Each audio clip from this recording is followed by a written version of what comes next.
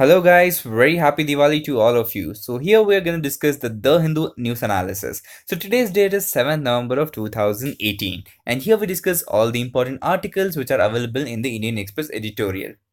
So before that, if you have not subscribed to my channel, please subscribe because here you get daily The Hindu analysis, Indian Express analysis in Hindi and English. Also, if you go to playlist, you'll find lectures on Indian polity and economics. So just to notify you, today the printing of The Hindu didn't happen. That's the reason we will not be having the Hindu analysis today. So this is about me. My name is Akash Raj and you can read about me right here. So there are a lot of articles that we're going to discuss. If you move towards the left side, so you'll find RBI reserves. So this particular article is about the RBI reserves, why the 3.6 lakh crore has to be moved to the government. We'll try to understand holistically. If you understand that yesterday also we were discussing some other issue related to the RBI, because Supreme Court has ordered RBI to actually put in public all the willful defaulters names. These willful defaulters are those people who have taken loan from banks but have not paid back even though they have the capabilities to do it. So we'll try to understand the RBI reserves issue here. And if you see these two articles, these are basically about the INS Arihant. So this is basically an indigenous submarines which we have built ourselves. So it is in news because we have done a nuclear triad test. So what does it mean? That we can actually launch a ballistic missile from land, air and water. So in water we are going to use this particular submarine known as INS submarine. So we'll be discussing what is the use of it. We'll discuss the no first use policy which India has, and this will be very important. This is about the soft diplomacy. So as you understand, when it comes to diplomacy, there are various kinds of diplomacy, like government talking to government, business talking to business, and one is people talking to people. So in that, one important factor is use of culture and spirituality. Say India wants to have a good relation with Indonesia, Sri Lanka, Central Asian nations, so we can use our culture and spiritual. So how exactly we can use it, we'll discuss in this video. This is about the Indian economy. As we understand, it is improving in a very good phase, but we need to understand there are some standard lacunas which we need to focus on. So we'll try to understand that also. This is about Mahatma Gandhi, how he was sensitive to the marginalized community. His work in South Africa is been written down here. So today's quote is: start where you are, use what you have, and do what you can. So let's begin the discussion today. So the first thing is about the fastest growing economy. So as you know that our growth has been 7% and that's really good, but there are some important lacunas that we have to first understand. The first thing is about the female feticide that happen in our country, followed with the infanticide. So the first thing is related to the social stigma which is attached to actually bring up girls. So the second thing is about the institutional deliveries, because you understand we are investing a lot of money in health, but the problem is the institutional delivery are still a very rare issue, because we are bringing a lot of schemes, say the Lakshya scheme. The whole purpose of Lakshya scheme is to provide every pregnant woman institutional delivery so that the child who is born is not is very healthy, and also he does not face any of the problem which actually happens when it comes to infanticide. Second thing is about the failure of our education. The failure of education can be turned from various reports: the Pratham report, the ESA report, also known as Annual Status of Education report. So what it claimed is 7th standard students are unable to solve a maths problem of 5th standard. 9th standard students are unable to locate New Delhi in the map. So we question are the quality of education that we're giving. So in order to improve that, there are a lot of things that we can do. First thing is, to improve the quality of education, we need to assess the present acts that we have and the kind of implementation that we are doing. Because 2009, when we brought in RTE, that is right to education, we understand that there were a lot of implementation problem. Also, there are various changes that we have gone through, like the no detention policy. We are trying to scrap it. We are trying to even scrap UGC. So we need to understand what will be the pros and cons of all the action that we have taken. Followed which, we need to understand the role of teachers, because the teacher and the student ratio is very huge right now. We need to remove that. How can we do that? By actually telling more and more people to join teachers as a profession. So in that case, you need to build new institutions. You have to give them the right training. Also, you need to incentivize the whole profession of teacher, because only then people will come and join as teachers. So that is very important. The next thing is about the rising inequality. This is in terms of maybe the richness and the poorness, because the divide between the rich and poor keeps on increasing, because we are not doing enough things to actually reduce it. The second thing is about the inequality between genders, male and female. There is a lot of discrimination at the workplace. There are a lot of other places where discrimination happens. So in order to reduce that, we are doing nothing. And even if you are doing it, the results are not coming up. So that's the question. If you go for the sex ratio, it is declining in many states, even in India. Also, you need to understand here that there are a lot of districts which does not have any development at all, and no government is actually focusing on them. For that, we have actually something known as aspiration district development program, where what we do is we have chosen some of the districts and trying to improve them, trying to develop on the scale of say education, say health, or say infrastructure. We're trying to develop that.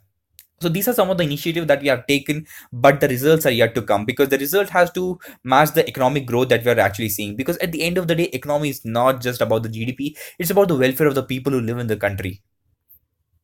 So moving forward, we'll discuss about the soft power. You can see that in the photos, Narendra Modi is with Joko Widodo, who is actually from Indonesia president. So also you will see in the next picture is basically Moon Jae-in, is basically the president of South Korea, and next photo is from the Sri Lanka. So what you notice here is basically the cultural connect, the spiritual links that we are using, so that we can actually have good relation with various countries. When it comes to Southeast nations or basically ASEAN nations, we are trying to connect through our cultures and even our trade, because trade will actually flourish once we have a great connectivity to the country. So we are using this path of soft power. And if you compare this diplomacy with Chinese diplomacy, what they do is they will actually give you a lot of money as loan, and then when you're unable to pay it, they will actually take up all your land.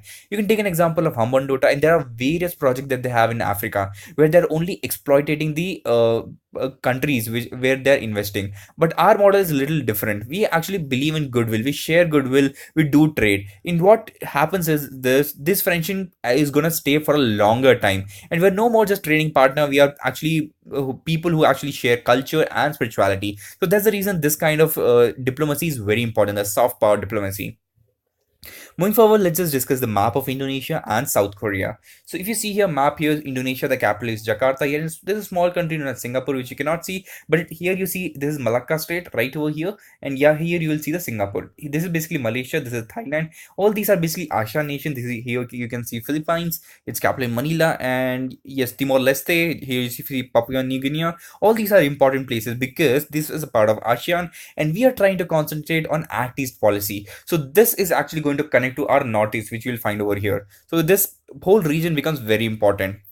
Moving forward, let's just discuss the South Korea and North Korea. Okay, the South Korea capital is Seoul, and the president here is Moon Jae-in, and here you know it's North Korea. Here its capital is Pyongyang, and it's ruled by Kim Jong-un. Also, you need to understand that the divide between North Korea and South Korea is between known as the 38 line. So 38 is basically a latitude line which actually divides both of them, because earlier they were the same country, but after the Korean War they were divided based on the 38 latitude line. So here you can see the adjacent countries, the border countries basically to North Korea. You find here China, here you will find Russia and South Korea. Here you can see the Yellow Sea here, because Yellow Sea was in yeah, one of the exam they asked about the location of Yellow Sea. So you can always tell this is China, and here you will see North Korea and South Korea. It is between them right here.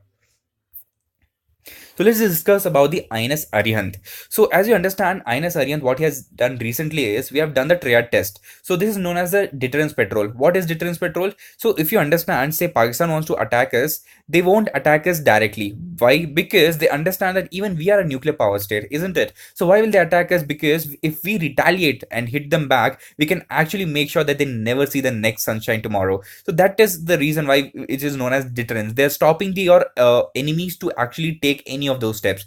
So our policy is no first use policy. That means we'll never attack first. We can actually retaliate. That means a second strike is very strong. Also, you need to understand we have some credible minimum deterrence. That means we will develop nuclear missiles, ballistic missiles, but to an optimum level. We'll not actually bulk up all those or make a stockpile of it. No, we are not going to do that. We're only going to keep it minimum so that we can actually self-defense or use it as a deterrence. So that's the whole purpose.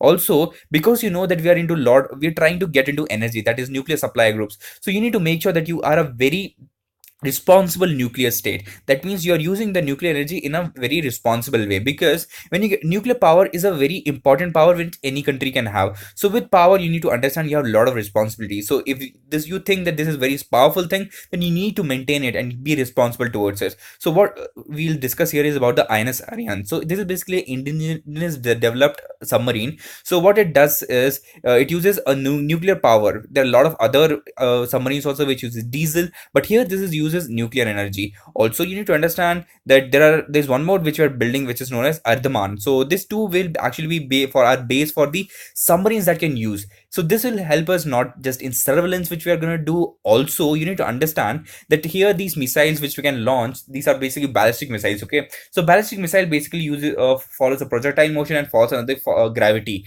So this can be launched through a land, it can be launched through air, and now we can even launch it through the water. So the use of doing it through water is it gets undetected. Once you go inside the water, you are basically in a zone where you cannot be detected by any satellite or radar. It becomes almost difficult when you're underwater. That's the reason these capabilities going to help us to attack or basically act as a deterrent against any country. And see, if you're in Bay of Bengal or in the Arabian Sea, so what you can do is China can come into your range if you're in Bay of Bengal, and Pakistan will come in your range if you're in Arabian Sea. So that's the reason this strike will help us a lot.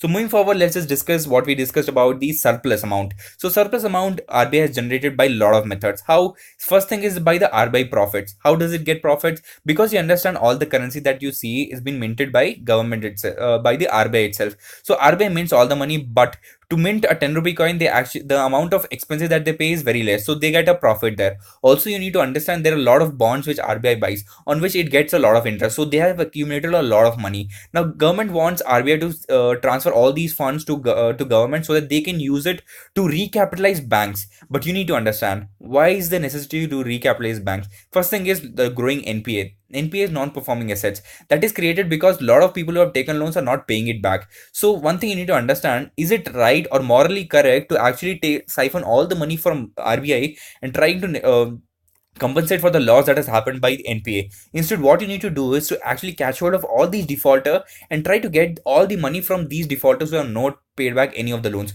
and try to reduce all the farm loan waivers that you're giving, because this is of no use, because only these are populist moves which are actually giving you more and more votes. It's not helping the economy. So there has to be a truce between RBI and the finance ministry so that these can be solved, because this instant recapitalization from taking the money from RBI and putting into the public sector bank will not help you in the long term. That's exactly what you need to understand. Also, I would have told you about the 7th section in the RBI Act, which says that government can actually order RBI to do something in the public welfare. So this will be with the consultation of RBI governor, of course, but this section was never evoked in 83 years, but it was evoked now.